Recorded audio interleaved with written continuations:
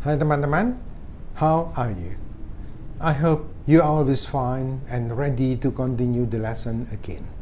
Teman-teman, pada video ke-76 kali ini, kita menuntaskan seluruh bentuk pengandaian.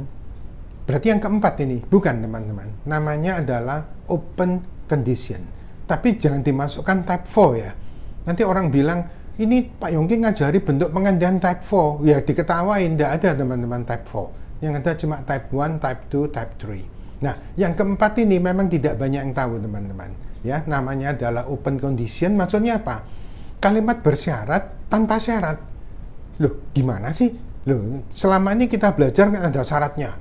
If ininya akan begini, ya toh, akan datang, sekarang, lampau. Ini enggak.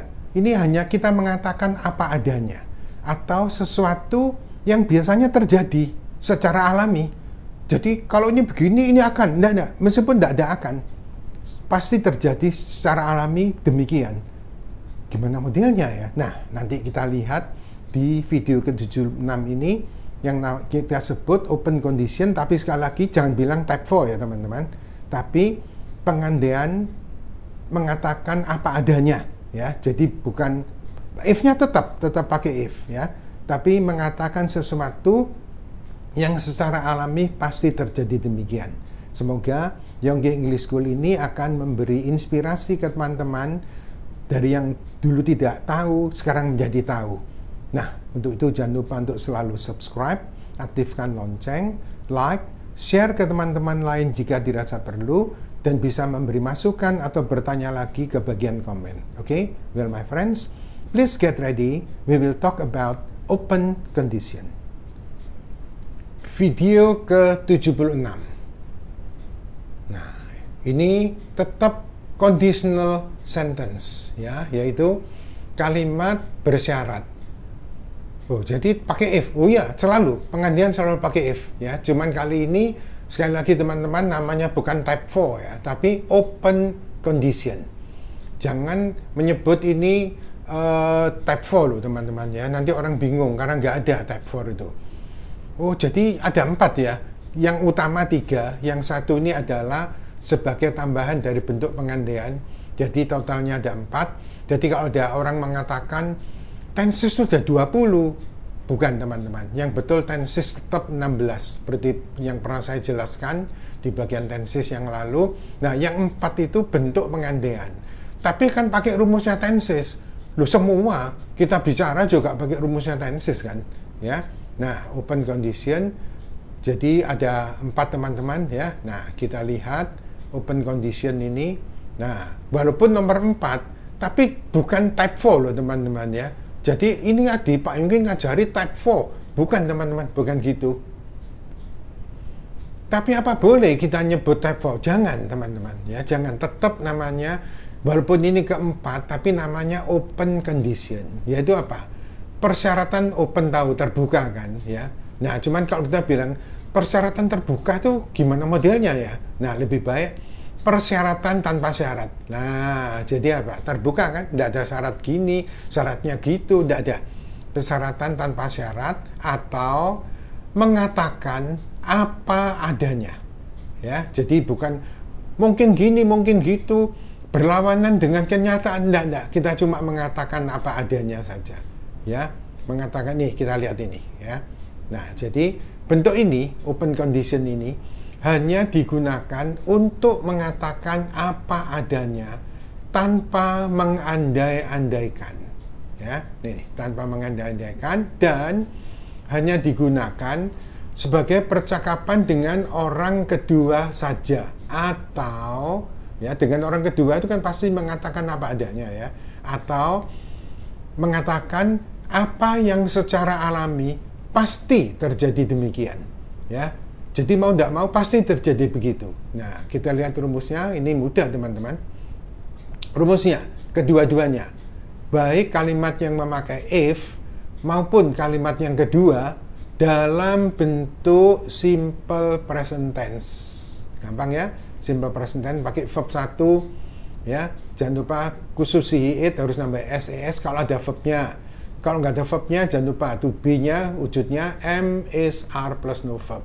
selalu boxing ya, selalu teman-teman ya. Ada verb atau tidak ada. Kalau tidak ada, to be-nya MSR. Ya, bukan was were ya. Nah, kita lihat lagi contohnya ke satu. If you make a mistake, please correct it. Ya. Nah, jadi jika Anda membuat suatu kesalahan, ya tolong betulkan dong. Ya, gitu aja. Jadi iya kalau buat kesalahan, kalau enggak. Kita coba mengatakan apa adanya. Kita lihat contoh yang kedua. Don't decide it now if you are still doubtful. Ya, nah jadi jangan memutuskannya sekarang jika Anda masih ragu-ragu. Ya, karena enggak boleh loh, nanti sudah diputuskan dirubah enggak boleh. Jadi jangan, minta waktu untuk berpikir dulu. Ya, jadi jangan memutuskannya sekarang jika Anda masih ragu-ragu. Ya, ketiga, if he doesn't like it, don't force him to do it. Ya, nah ini. Jadi jika dia tidak suka itu, ya biasa ya, tidak ada past tense teman-teman ya, selalu present tense. Jika dia tidak suka itu, tolong jangan memaksa dia untuk melakukannya. Don't force him to do it. Ini kan mengatakannya kan dengan orang kedua semua kan ya. Nah ini loh. Jadi contoh ke 1, 2, 3 tadi itu percakapan dengan orang kedua saja. Ya. Kan ini subjeknya kan pasti you semua ya. If you don't decide now, if you ya. Nah, ini.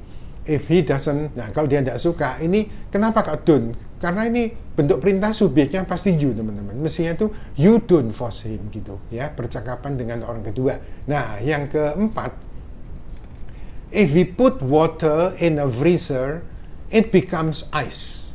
Ya, jadi kalau kita meletakkan air di dalam freezer, airnya berubah jadi es. Loh ya kalau berubah, kalau enggak, loh ya pasti secara alami pasti berubah jadi es teman-teman ya. Ya kalau kita menaruh air, kalau enggak, bukan gitu teman-teman. Kita mengatakan yang secara alami pasti terjadi demikian. Ya, lagi kelima. If this thin glass falls on floor, it breaks into pieces. Ya, nah jadi jika gelas tipis ini jatuh ke atas lantai, gelasnya pecah berkeping-keping. Ya kalau pecah, lo pasti pecah teman-teman. Gelas tipis lagi ya. Nah jadi ini bukan maybe yes, maybe no. Ini secara alami pasti begitu. Keenam, if water is heated up to 100 degrees Celsius, it boils. Ya, nah jadi jika air dipanaskan, ya heat ini memanaskan. Ini is V3 pasif ya. Jika air dipanaskan sampai 100 derajat Celcius, airnya mendidih.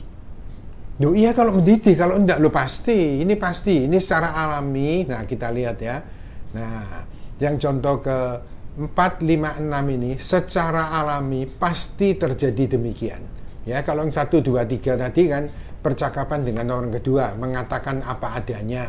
Ya kalau ini ke 4, 5, 6 ini secara alami pasti terjadi demikian. Ya. Nah, coba kita lihat catatan di bawah ini.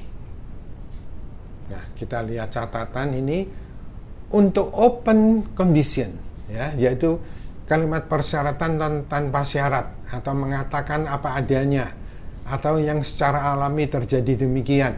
Ya, jadi sekali lagi bukan type 4 ya. Nah, jadi open condition ini jika kalimat kedua, ingat ya, kalimat kedua kan ada if, kalimat pertama. Kalimat kedua memakai will plus V1. Kalau sudah ada will, tidak ada SS-an ya, meskipun si it. Nah, memakai will plus V1. Boleh nggak? Boleh. Ya, juga boleh. Tapi kurang tepat. Oh, boleh ya, boleh, tapi kurang tepat. Ya, kita milih yang tepat aja dong. Ya, karena secara alami pasti terjadi demikian. Ya, bedakan dengan type 1. Ingat ya, type 1 future possible pada video ke-73 ya.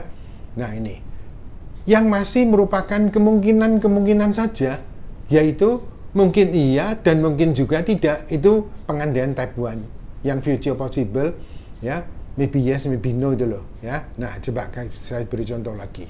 Contoh, if your sibling ini bisa brother, bisa sister ya. Orang Jawa bilang dulur. Dulur itu bisa laki, bisa perempuan ya. Ini. if your sibling lies me again, nah, jika saudaramu atau saudara laki atau perempuanmu membohongi saya lagi, I will scold him this time. Saya akan memaki-maki dia kali ini. Nah, ini type 1. Kenapa? Ini tidak secara alami terjadi demikian kan? Ini belum tentu terjadi. Jika saudaramu membohongi saya lagi, iya kalau membohongi, kalau enggak, kan enggak terjadi demikian. Nah, jadi kalau membohongi lagi, saya akan memaki-maki dia. Nah, ini maybe yes, maybe no. Ya, saya berharap dia tidak membohongi saya, jadi saya tidak akan memaki-maki dia. Kedua, if we are late again tomorrow, nah, jika kita terlambat lagi besok, nah itu kan belum tentu kan, mungkin terlambat, mungkin enggak kan. Apa yang akan terjadi?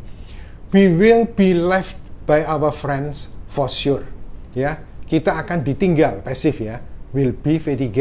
Kita akan ditinggal oleh teman-teman kita, pasti. Atau we will surely be left by our friends. Nah, tapi jangan for surely ya, for sure ini sama dengan surely, letaknya di sini. Ini type 1, maybe yes, maybe no. Beda ya. Oh, jadi kalau secara alami jangan pakai will. Dua-dua pakai present tense itu lebih bagus teman-teman ya. Nah, ini ada kata bijak bagus. If you do everything seriously, you will be successful at last. Percaya teman-teman?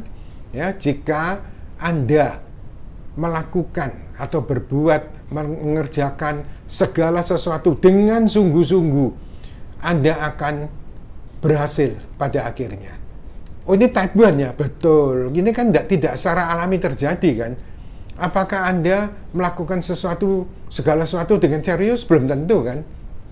Males kadang, alasan ini kayak itu kayak ya.